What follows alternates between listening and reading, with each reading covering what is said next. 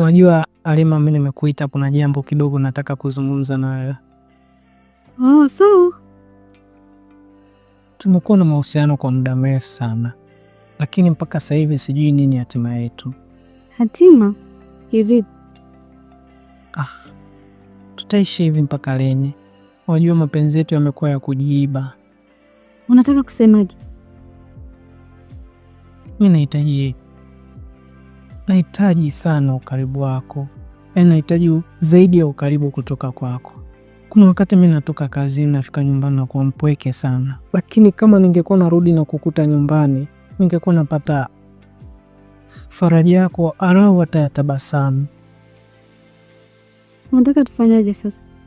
Ni vizuri. Mimi nilikuwa nataka unipe ruhusa niweze kumtuma mshenga afike nyumbani kuleta posa ili tuipate idhini ya wazazi tuweze kuwa pamoja. Tatizo lako una haraka sana. Hebu ngoja mimi niende kwanza nyumbani. Nitakuja nyumbani tuongee.